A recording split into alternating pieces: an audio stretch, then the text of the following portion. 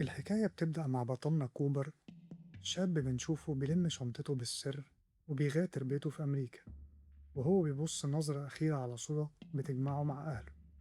كوبر وهو في الطريق أمه بتتصل بيه، بس هو بيكنسل عليها وما بيردش. بنعرف بعد كده إن هو دخل في رحلة سياحية طويلة حول العالم، زار استراليا، الهند، وإيطاليا وأسبانيا عشان يهرب من حاجة وجعاه في بلده. وفي النهاية بيوصل العاصمة البريطانية لندن. هناك بيحس بالوحدة، فبيفتح تطبيق تعارف وبيتعرف على بنت اسمها سونيا. كوبر بيخرج معاها في حانة، وبتطلع سونيا صحفية متخصصة في التكنولوجيا. كوبر بيبات معاها، وتاني يوم الصبح أمه بتتصل بيه تاني وبرضه بيكنسل. سونيا بتستغرب، فبيحكي لها السر: أنا كنت بهتم بوالدي اللي كان مريض بالزهايمر، وكان بيموت بالبطيء قدام عيني وهو مش عارفني. ولما مات علاقتي بأمي بقت باردة جدا، وما بقتش طايق البيت، علشان كده هربت. كوبر بيروح يسحب فلوس من الفيزا، بس بيكتشف إن حسابه صفر ومعهوش تمن تذكرة الطيران للرجوع. فبيفتح تطبيق وظائف مؤقتة، وبيلاقي إعلان عن شركة ألعاب يابانية عملاقة طالبة متطوعين لتجربة تكنولوجيا ألعاب جديدة مقابل مبلغ مالي محترم. سونيا بتقوله إن الشركة دي تقيلة جدا، وبتقترح عليه تركاية: لو عرفت تصور أي حاجة من جوه المشروع الجديد بتاعهم، ممكن نبيع الصور دي بمبلغ خيالي. كوبر بيقتنع بالفكرة وبيروح المقر، اللي هو عبارة عن قصر فيكتوري قديم برا المدينة. بتقابله المبرمجة والمسؤولة عن التجربة كيتي.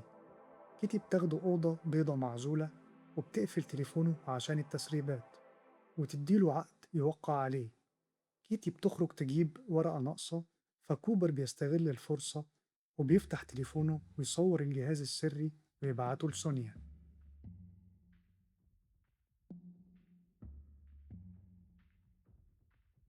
كيتي بترجع، وكوبر بيوقع العقد. كيتي بتركب له جهاز على دماغه، وبتغرز شريحة إلكترونية صغيرة جدا في أسفل جمجمته من ورا. كوبر بيحس بوغزة غريبة في دماغه، وفجأة التجربة بتبدأ، وبنشوف قدامه لقطات جرافيك كرتونية، لعبة للعب الضرب في إقرام. وكوبر بيبقى فرحان ومبهور جدا بالتكنولوجيا.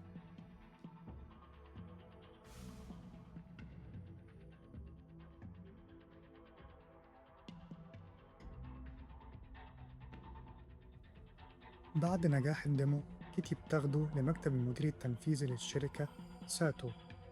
بيشرح له إن هم شغالين على لعبة رعب ثورية هتحول مخاوف اللاعب لواقع مرئي ومسموع عن طريق تحليل نشاط خلايا المخ. وبيطمنه: اللعبة صور وأصوات بس، مستحيل تأذيك جسديا. كيتي بتاخد كوبر وبتسيبه لوحده في قصر فيكتوري قديم ومهجور، وتديله سماعة ودن عشان تتواصل معاه من غرفة التحكم. بتقوله لو حسيت برعب حقيقي وعايز تخرج، بس قول كلمة السر وهي ستوب.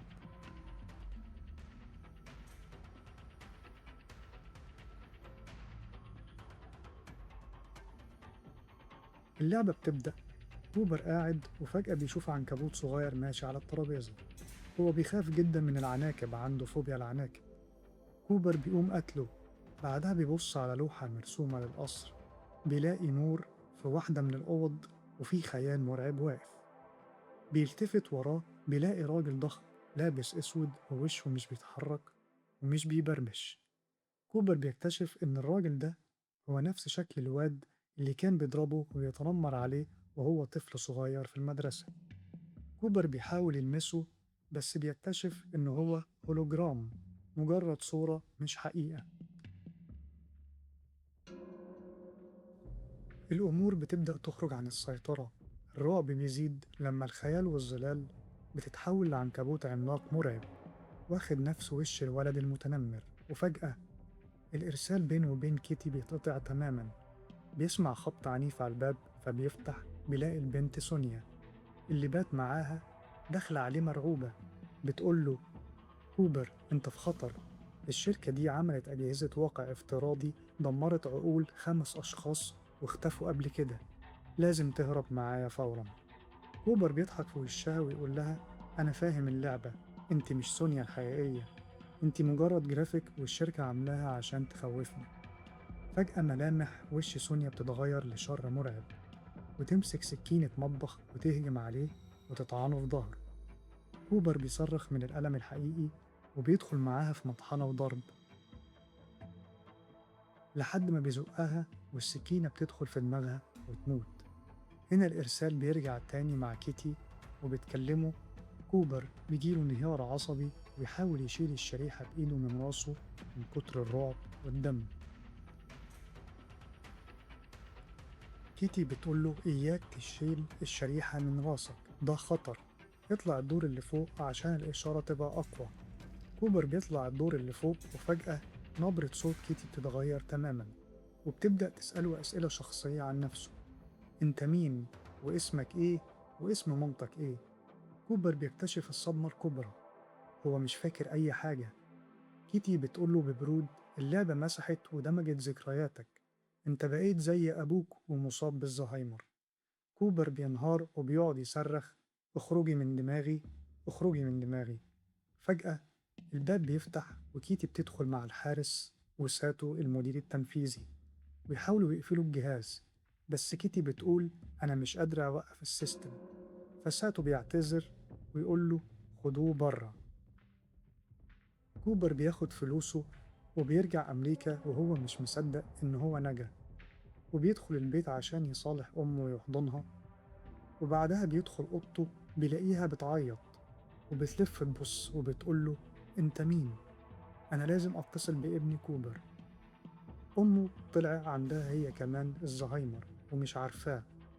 فكوبر ابتدى يصرخ وفجأة الصوت بيتحول لذبذبات وتشويش عالي جدا. التويست الأخير والنهائي بيظهر لما كوبر لسه في الأوضة البيضاء من أول دقيقة في الفيلم. كوبر جاله تشنجات ومات في الحال في الأوضة، والسبب إن أمه لما اتصلت بيه في أول دقيقة وهو بيوقع العقد، كيتي كانت نسيت تقفل تليفونه بالكامل، فموجات اتصال الموبايل تداخلت مع إشارات الشريحة اللي جوه راسه، فعملت تفجير للخلايا اللي جوه مخه. كيتي وساتو وقفوا يبصوا للجثة برعب، وبنشوف تقرير الوفاة إن التجربة كلها والفيلم ده حصل في مخ كوبر في 4 ثواني بس، ومات بسبب مكالمة أمه اللي كان بيهرب منها.